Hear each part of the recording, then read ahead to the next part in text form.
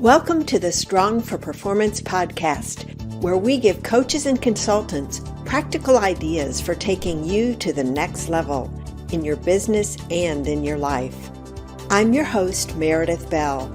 I interview experts who've walked in your shoes and offer real-world experience that you can apply to your own journey. Welcome to another episode of the Strong for Performance podcast.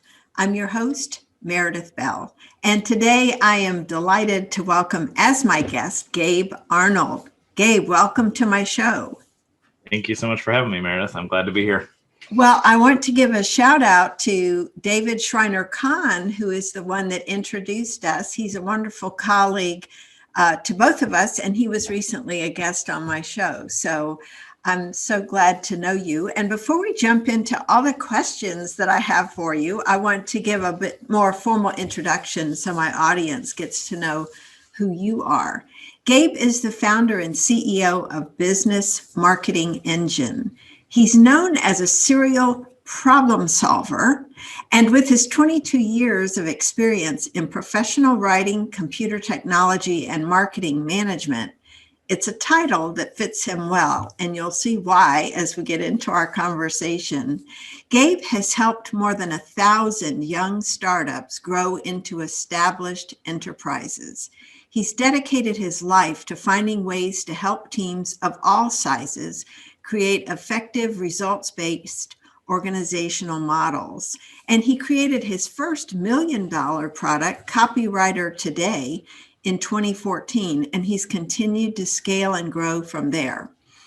And here's one of my favorite parts about Gabe, because behind all these successes is a person who values, like I do, Gabe, personal relationships and living life to the fullest.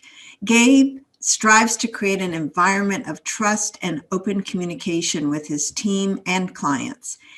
And this is my favorite part.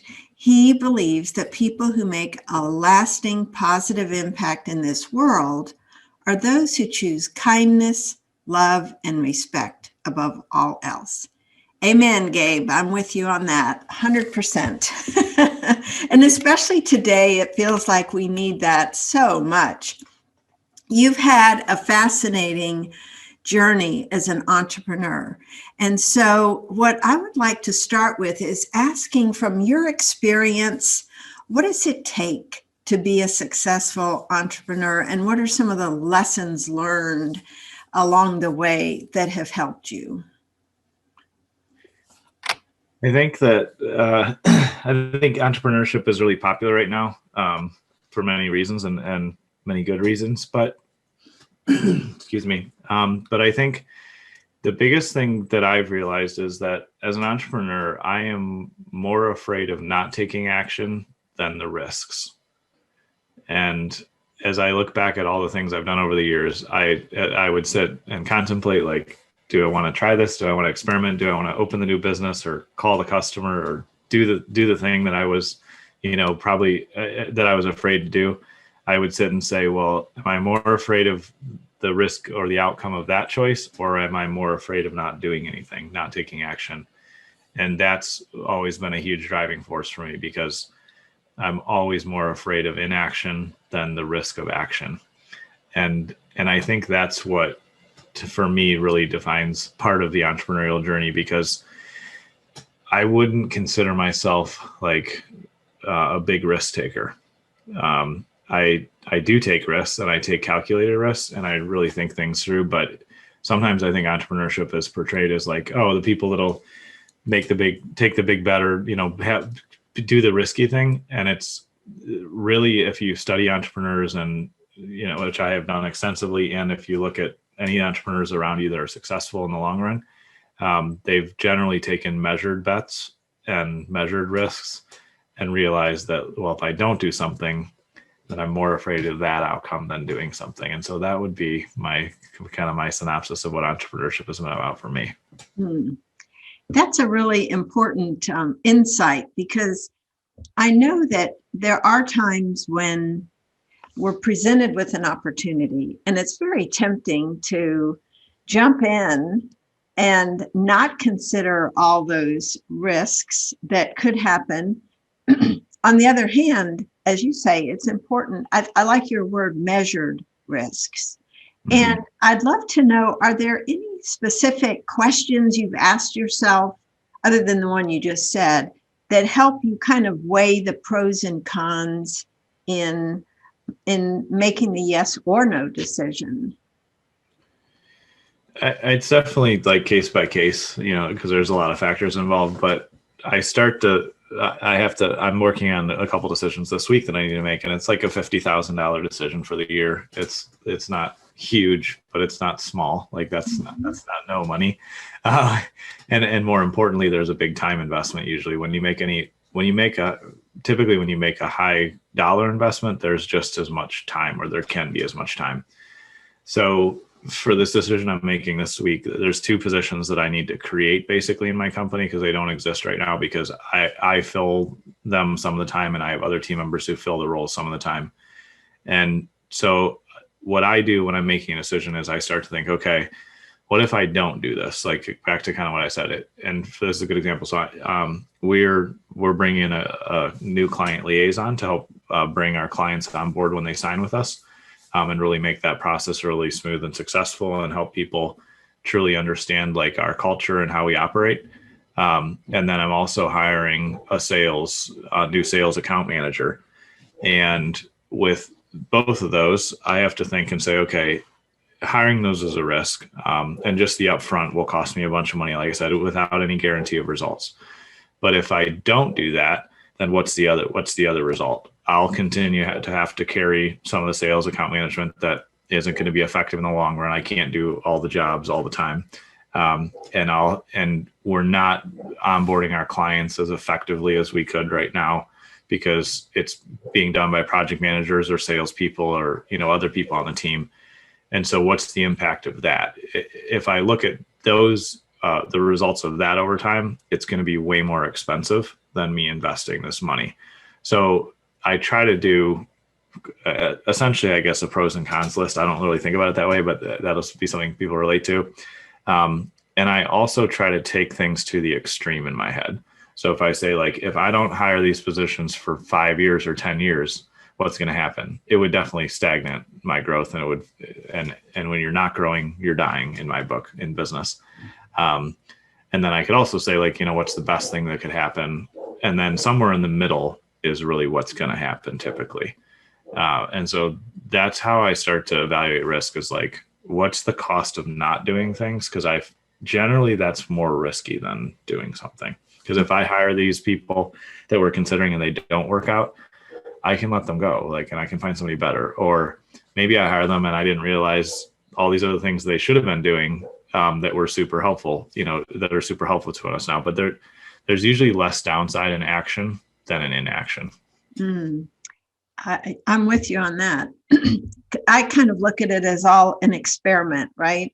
And so you're gathering data as you implement a specific experiment, and that data gives you information that then can help you decide, your next point of what to do next.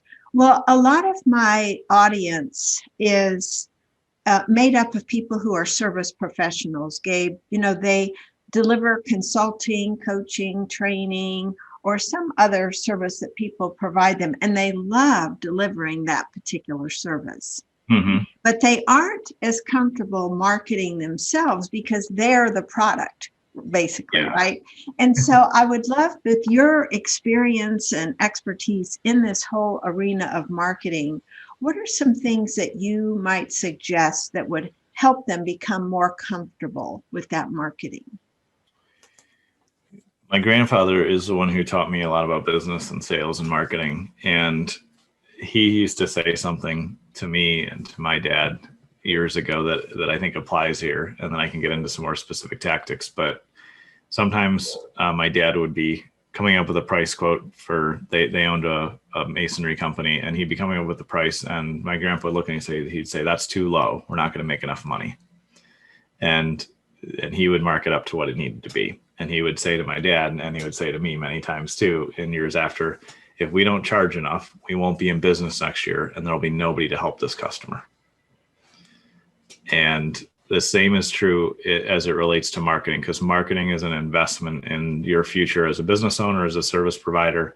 It's also an investment in your marketplace. So if you're not consistently marketing yourself, then there are people out there who are either hiring the wrong people who aren't helping them at all, or not hiring anybody. And that means that you are then not serving your audience and you're not really helping them. And the problem there is that it's going to be costly and it's going to be painful for your clients. Take yourself out of the picture. Your clients and prospects and your future clients and prospects that really need you are not going to be served well if you don't consistently speak up and talk about what you do. So, I have a saying based on what my grandfather told me that's related to this, but kind of same principle. I always tell people, if you're not charging enough, then you're screwing your customers. And it's the same thing because you're either not going to be in business or they're not going to pay attention or value it. Like, again, kind of the core of my answer is it's not about you. It's about your market. It's about your prospects. It's about your clients. And so learning the skills, becoming confident, talking about what you do, using resources from Meredith or from myself or, all these different options you have is key, because it's about how you show up and serve your marketplace. And there's things that we have to do as entrepreneurs that are difficult, that we don't enjoy, that we may not be comfortable in, that we have to do for a season until somebody else on our team can take it over. But that's really the key, is realizing that it's not about what you enjoy or what you're comfortable with. It's about what's, right for the people around you. Mm-hmm. So really what you're talking about is an attitude or kind of a mindset that someone adopts. And what I'm hearing you say is it's really an idea of taking it away from you. The focus is not on you and what happens if I do this or that. It's on the other person. And how can I and I have a responsibility to let them know and to get the word out about what I do. So what are some strategies when you think about somebody creating a marketing strategy? What are some of the elements that ought to be included in that so that it's a really, I don't know if comprehensive is the right word, but it's not single focus. It's broader and multifaceted. Yeah, the biggest thing I would encourage people to be aware of first is that in order to be successful in the long term with marketing, which will then lead to sales if done correctly, is that you don't want to focus on single channels or just the popular channels of marketing. And one of the things at Business Marketing Engine that we always talk about with our clients is being omni-channel, being in multiple places, because we're a full service marketing firm. We're not just a digital marketing firm, and we're not just a traditional media firm. So we'll help our clients with radio or direct mail or television. We'll help them with email marketing and other things like that. And it's really key that you just realize that one is, just because everybody says you need to be running Facebook ads doesn't mean you should. That's the only thing, or you don't even have to be there necessarily. So what I would look for is, first, start to really have conversations with your existing clients and prospects in your audience and say, where do you, read the news? Where do you learn about things in your industry? Where are you connecting or hanging out in person and virtually, right, in digital spaces? And if you have those conversations, and it really only takes 10 or 15 or maybe 20 at most, and you'll see a pattern of people saying, oh, like, I'm always in this Facebook group, or I read this trade magazine all the time, or I listen to NPR, or whatever the thing is that they're going to tell you. You're going to see a pattern there. And as soon as you realize that, then the key is to start to be in multiple places that your clients are. So if they are on Facebook, then do run Facebook ads. If they are people that enjoy reading, things physically mailed to them, start a simple direct mail newsletter. It doesn't have to be crazy expensive or difficult. If you're geographically focused, run radio ads. Like, they're very affordable. They get great return. You get really affordable cost per thousand, listens, impressions is how we would look at it online. Right. And find at least 2 different channels that you can start to surround your client with. And out of that, make sure that you're building a list. So either building an email list or ideally you're building a physical mailing list too of mailing addresses. Because then if the channel changes or Facebook updates something and things aren't working the way you thought, or, you run radio for a season, but you don't run it all year, then you still have an email list where you can send updates and, and continue the conversation with those prospects. So those would be kind of my initial thoughts around that. Mm-hmm. So using email and direct mail. And then what I really like about what you're saying is this idea of taking time to slow down. Don't make assumptions about where your prospects may be hanging out, but ask existing clients first. Yeah. And kind of confirm your assumptions before you start investing time and energy and money into places that may or may not reach them. Yeah. There's too many, it's too easy to turn on a Facebook ad. And so people can go do that and they just assume that's where their audience wants to be contacted. And that's the only place they want to be contacted. And we run millions of dollars of Facebook ads for our clients. It's not a bad channel, to be clear. But assuming that's the only place or the first place means that you haven't had a conversation with your actual audience. And, in a world where we can point and click or get on our, phone and, look things up and not have to have conversations like we're having now, it's easy to unintentionally avoid those or not have enough conversations where you're just asking those questions. And it's the fastest way to blow all your money is to start marketing without having conversations with the market you're going to market to. Mm-hmm. Yeah. And then you're not going to get the results and you get discouraged.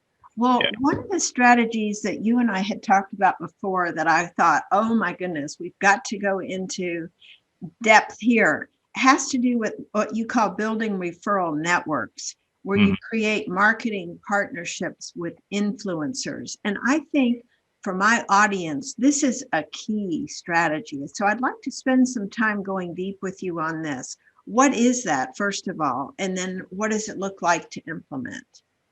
Yeah, that's a great point. So I just finished a really, really powerful book by Nordy Cohen, which I have sitting somewhere here.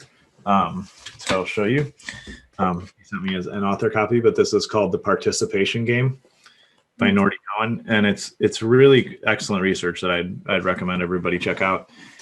And he talks about in there, him and his research firm that he owns, they surveyed 18,000 millennials over the last 3 or 4 years. And the biggest source, the biggest influences on their buying behavior was word of mouth and, essentially shares and referrals and things online. And so just as a reminder, that's still an incredibly powerful way to engage your audiences, word of mouth and referrals. Like it's definitely important. There's some other really valuable insights in that book as well. But as we think about getting referrals and using an influencer, first, I want to re-clarify what an influencer is so people don't confuse it with all the things that are out there. Yes, having Kim Kardashian talk about your business on her Instagram profile would be technically considered an influencer talking about your business. But no, you don't need to pay $1 million for a single Instagram post. Because that probably isn't effective for where you're at. You would either get overwhelmed or it wouldn't work at all because that may not be your audience. But influencers in my space that I have great referral partnerships with are people that have owned, media buying agencies for a long time that we collaborate on. People that have been in telecom, that have clients who need technology and marketing services. I have a referral guy who sends me a lot of referrals who does a little bit of freelance copywriting, but doesn't want to take on huge marketing projects. Those are just a handful of many people that send me business. And so when you're looking to build up your referral network, find somebody that loves talking to people, goes to all the networking events, is active in the groups, is out there, and they're, they operate in a very extroverted manner and they have a lot of relationships. And then also make sure that they're aligned with who you are and your ethics and your principles and how you operate. Because otherwise you can get people referred to you that aren't a fit and it'll just cause you more chaos than good. But when you think about, building these referral networks up, you want to come up with something that's a win-win, that's fair, referral fee or compensation when those people send you deals. And then you want to nurture those relationships on a consistent basis. So every month, make sure they have updates from you about like what you're offering and, things that they can share with their audience and just new information that they can put out there. And also, if your business model supports it, because this isn't required, but if it does, you can give your referral partners some kind of special deals or discounts that people can only get if they come through them. So that it makes it an exclusive channel too. So there are times where I have referral partners who they can send me somebody, and that person may either get a bonus inside of their package when they sign up with us, or they may get some kind of discount or special pricing. And so that's finding those influencers in your actual space, it is perfect, because you don't need somebody that has, even 100,000 followers, on social or things like that. You just need somebody that is actually influential in your industry. Well, let's talk a little bit more about that. Have you found your referral partners are folks that offer complementary services to what you offer? I mean, you mentioned the person who does copywriting, but on a much smaller scale and not interested in expanding. So let's look at some other examples. Maybe you could share some actual clients where you've either helped them or you've seen them do a really effective job working with these referral networks. Yeah, I would say for me, it's probably split somewhat evenly of people that have complementary services where we don't do the same thing. And then also I get referrals from people that do the exact same thing as me, that are either smaller companies or bigger companies or just too busy. So like I have a client of mine who does some coaching and a few small things with us, who runs an agency very similar to ours, but he's 6 or 8 years, earlier in it. Like his business is, I don't know, 3 or 4 years old, and will be 14 years old this year. So there's stuff that's just too big for him to take on. So there's some cases where I have referral partners like that that'll say, hey, can you white label under me and just be my back end to provide this service, which works well, because that's about, that's 40 or 50% of our business, that we work with other agencies or white label under other people. And then there's some other folks who, like I said, that copywriter, which we do tons of, he's like, this is too big of a project for me. I'll just pass them directly to you and then get a referral fee from it. So it definitely doesn't have to just be complimentary. And I find that it's better to view, your quote unquote competitors as collaborators. Like if you view it that way, you can do a lot more business and have a lot more positive relationships than thinking, oh, somebody's taking food off my plate. Rarely is that the case. I mean, that yes, there are those cases, but it's not that frequent. And so it can be complementary services, or it can be, direct competitors in the sense that they do the same thing as you. Mm-hmm. I think it goes back again to that abundance mindset, feeling like, oh, there's plenty for all of us, not limited. Do you have any clients? Does one come to mind that you think, man, they just do a fabulous job working with their partners? And what is it specifically that they do? I like what you're saying about nurturing those relationships and, reaching out, touching in some way with them. What are some other examples of that? Yeah. I mean, I would say the partners that I've had the most success with over the years now, that's been actually over a decade with a couple of really strong ones, is they are aligned with me in the same sense of that they really value their relationships. And so they know that they're going to send me somebody that they think is good enough to work with them, because they don't want to cause problems for me. And the way that we both show up for the client, because there's a lot of times where somebody referred me and say like, hey, I'm already working with them on this front, but you should really use Business Marketing Engine because they'll cover this other end. Knowing that your referral partner is really aligned with you of how you operate and how you think and how you take care of people is more important than the other details, because then you'll be able to go, oh, we know we're just going to do the right thing by this person, and both of us. And if we need to collaborate or talk about solutions, then we'll do that. So, like as an example, from one of my longtime referral partners, we started a big pay-per-click campaign, and we started it. I think we started it like first week in November, and because of the holidays and a couple technical challenges, things got delayed. It wasn't as fast a launch as we typically have on our campaigns. So I reached out to this partner who, in this case, we were white labeling under them. And I said, you know what? I said, we're not going to bill for January. I said, we're only like a week and a half off schedule. But I said, I just don't feel right about billing for it. There's been delays. There's been just stuff that nobody expected, that the client didn't expect on their side, that you and I didn't expect. And I said, we're just gonna skip January's billing. And the reason I did that is because the relationship is way more important to me than the revenue. And that's not something I do every day. You can't do that every day and run a business. But in that case, it was nice to know that me and my referral partner were on the same page of like, let's just take care of our client. We're both doing business with them. I know we're working, under you in this project case, but if we take good care of them, then we can really nurture a long-term relationship instead of not acknowledging that there was a couple hiccups and challenges that happen in business, and just owning that. And so those are the types of partners that I'm looking for, that understand that the relationship is more important than the money today. And people that are just aligned with how we think about serving and partnering with our clients. Mm-hmm. That's great, because that's a wonderful example of taking the long view.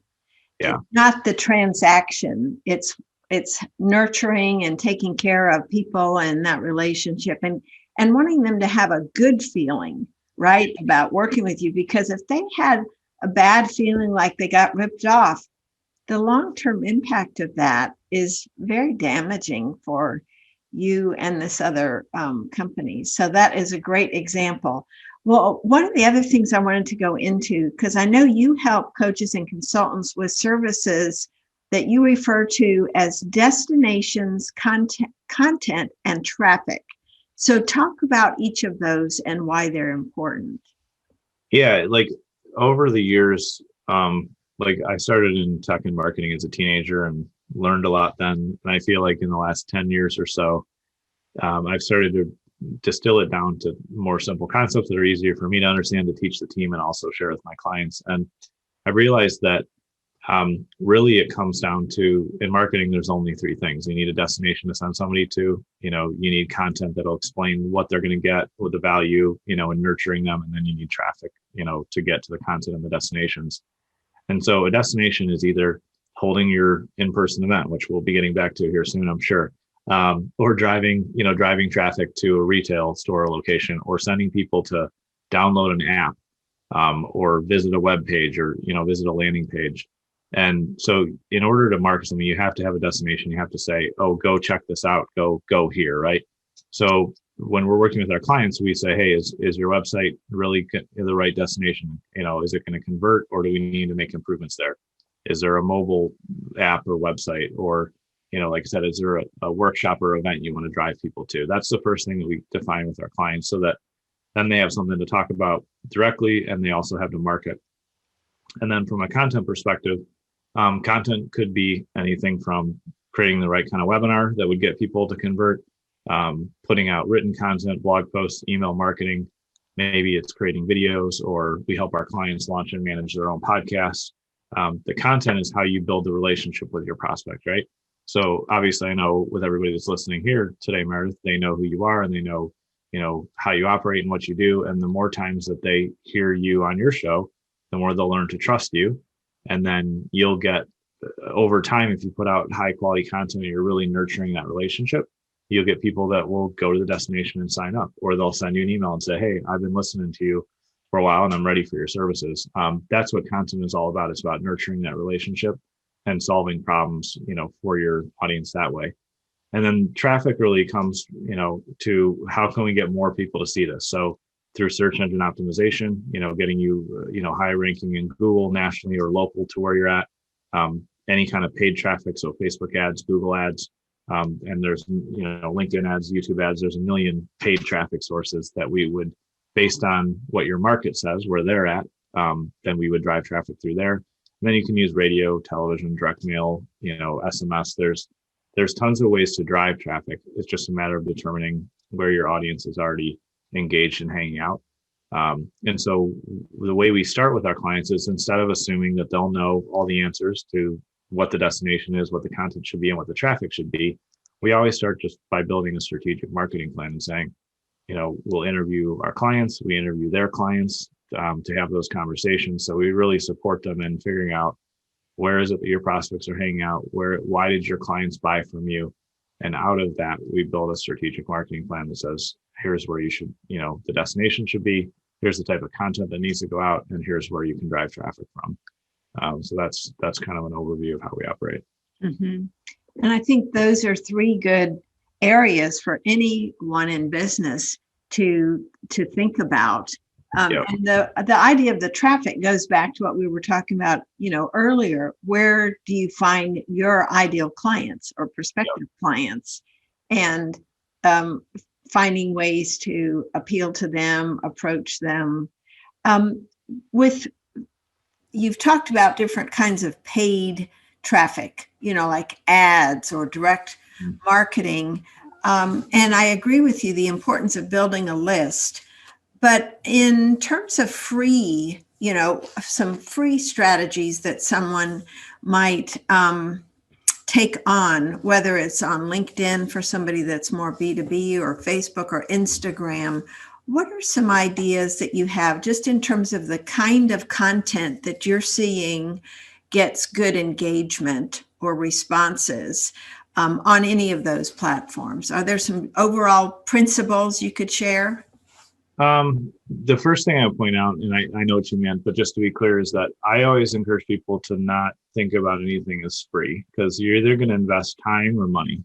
So, and that's a good thing to call out, because then as you get busier and more successful in your business grows, you can say, okay, I know I was trading time to get this result, but now it's time to trade some money to get this result so that I can keep growing the business. But I do understand your question. So where can you invest time, to drive traffic and results? I mean, one of the simplest, marketing strategies is to talk about the success you've had with clients and share that, on social media, in your email newsletter, at networking events. Just give a snippet of what, success you've been able to achieve for your clients. And then say, if you want that kind of success, then reach out. I'd be glad to talk to you, and then just have conversations. And so what I encourage my clients to do is come up with that list of, set some time aside where you're not going to be distracted, and turn your phone off, and actually write down some of these things, and just write down what are all the success stories that I've had over the years as it relates to my work. And if you're new in business, you can still write these down, because maybe it was before you charged for this, but you coached somebody and helped them through a problem. Or maybe it was at your past job or your current job that you're going to leave someday, that you got these results. Those are still results that you got. So listing all those out, and then, often I'll either change the name or just not mention the name of the client. I'm not going to put other people's business out there, but I can say, oh yeah, we came in, as an example, because this is a real story for us. And we came in, this client who runs an e-learning company online had unfortunately been left by other vendors, and everything was a mess. Their websites weren't up to date. Things were broken. There was students had trouble accessing things that they had paid for. We had all these challenges, and their server was really out of date. And so we came in and we built a step-by-step plan where we upgraded all their technology. We fixed all the user access issues. And now their clients are able to access things more, quickly. They've been able to increase their revenue. And they don't have to worry about their technology anymore, because we manage that for them fully. So they can dedicate their time back to, building their courses and nurturing their audience and doing what they love doing and what they're good at.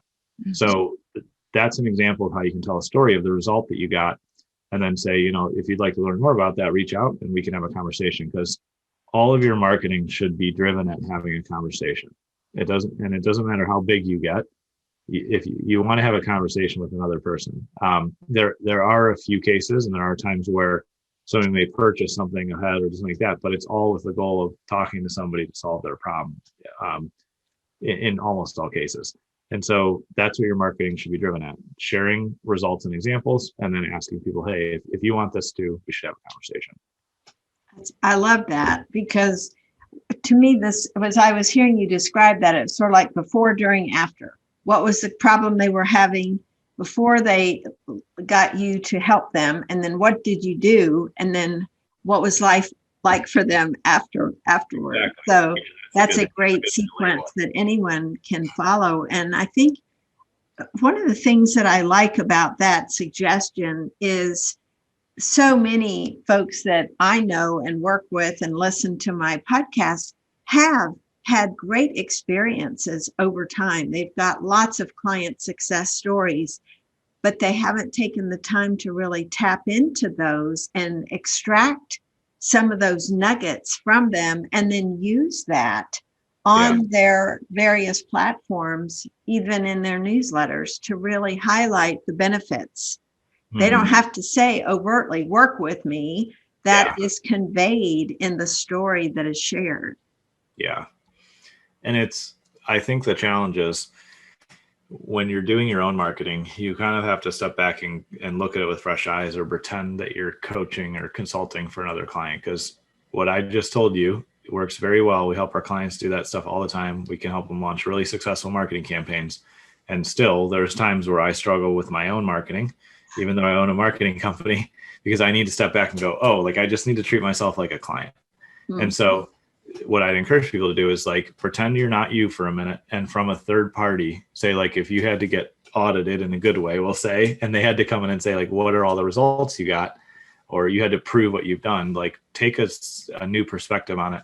And that will help you to be more effective in, creating your own marketing and putting it out there. Because if we stay just inside of our own perspective in our own head, then we start to think falsely, oh, everybody knows what I do, and it's boring, or I don't know how to talk about it. And that's when we get introspective in the wrong way. It becomes like a negative form of selfish thinking, because I think there is some positive selfish thinking, but in this case, it's kind of negative. It's just like, oh, me, and you start looking at you. That's, again, not what it's about. It's like somebody out there needs this solution. They need your message. So think about that one person as you write your content, or as you speak, or as you think about your marketing, and just imagine you're talking to like that one ideal client. So I'm sure a lot of your listeners have a client that they love working with, or more, I'm sure, but think about one you love working with and think, oh man, there's another one of those people out there that's just waiting to hear from me. So think about their clone and speak to them as you write or as you speak, and think about how exciting it's going to be to help them grow, just like you help the other client grow.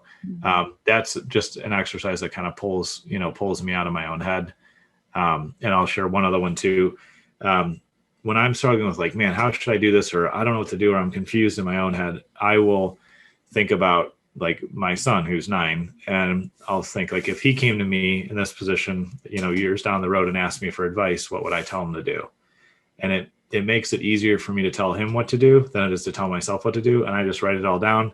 And then it's like, oh yeah, of course, that's like, it helps me get out of my own head. And so either think about like a kid or a loved one or a niece or nephew or somebody that would come to you for advice, and imagine they're in your position, and then write them a letter or a step-by-step of what to do. And it makes it a lot easier to get outside of your own head.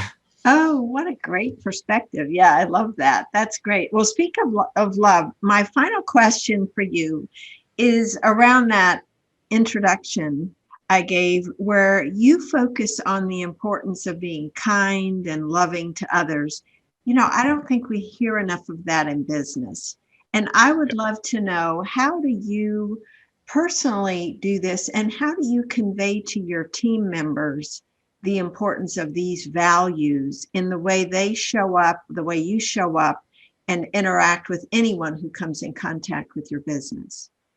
Yeah, I think that's an excellent question. And I think that sometimes people misunderstand kindness for softness. And that's not what I mean. You can be soft and gentle, and there are times for that. But just as much, I think kindness is speaking the truth to people. And we actually finished something recently that I'm proud of, and works well and is effective. We wrote out our 15 core principles, our guiding principles of how we operate. And one of them that answers that question, it's number 8, it's positive confrontation. And it says, BME is a safe place where we provide direct and respectful communication and feedback whenever there are challenges, issues, and opportunities. And if you think about how to speak, kindly to your clients, being kind is not only being kind and respectful and, saying, oh, like, amazing job there, you did a great job here, or here's the things that I see, and I just want to express appreciation for our relationship. But it's also being kind is saying, hey, if you keep running that direction, you're going to run into the street and get hit.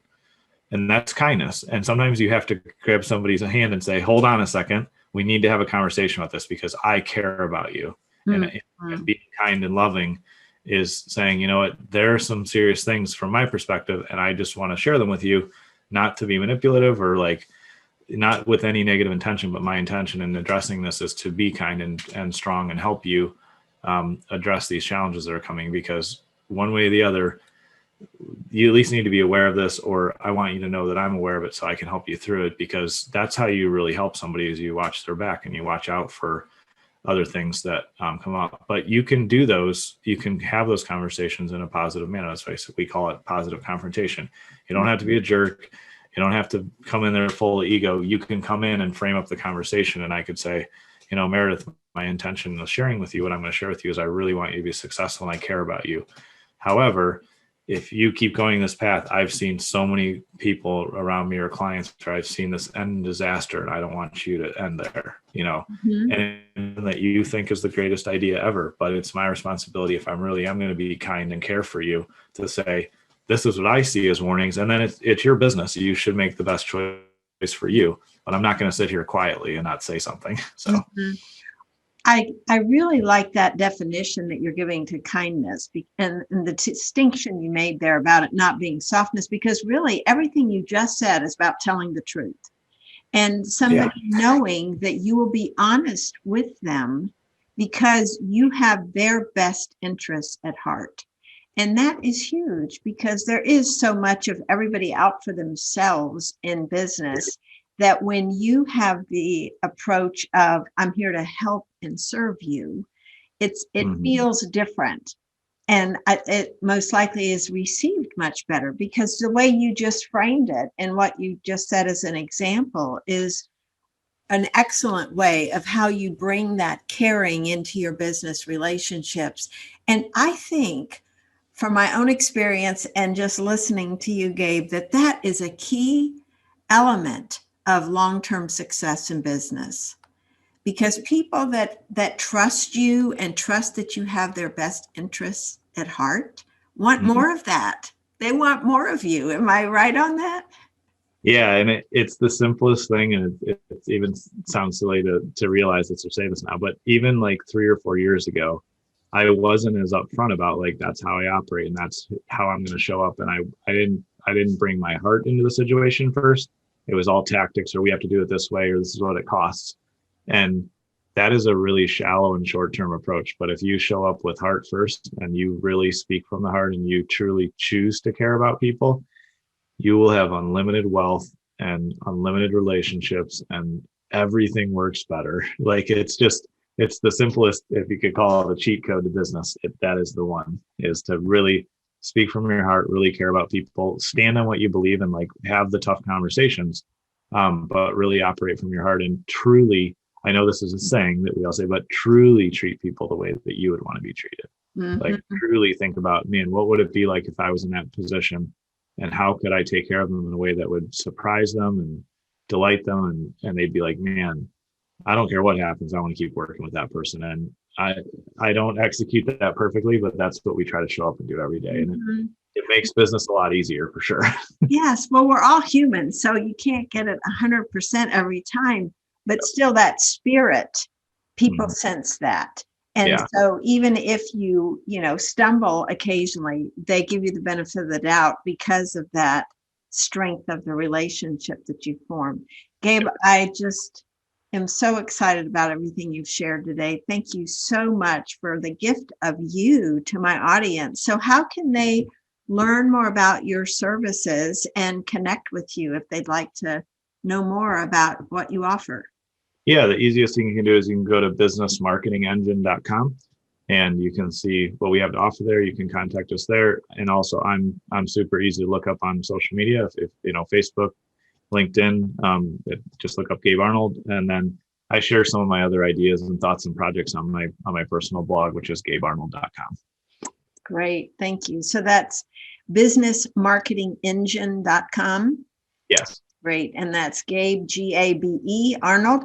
And we'll have all these links on the show notes page of your interview. But I did want to mention them here for those that are listening on their favorite podcast platform. Gabe, thank you so much for being with me today and for all the great business and interpersonal relationship tips that you shared. I just love that. Thanks. Thank you so much for having me. I appreciate it. Thanks for tuning in to the Strong for Performance podcast. Now, head over to growstrongleaders.com/free and grab our ebook, Listen Like a Pro. You'll find out how to connect on a deeper level with the people who matter to you. And while you're there, check out our 2 books, Connect with Your Team and Peer Coaching Made Simple. Until next time, I'm Meredith Bell.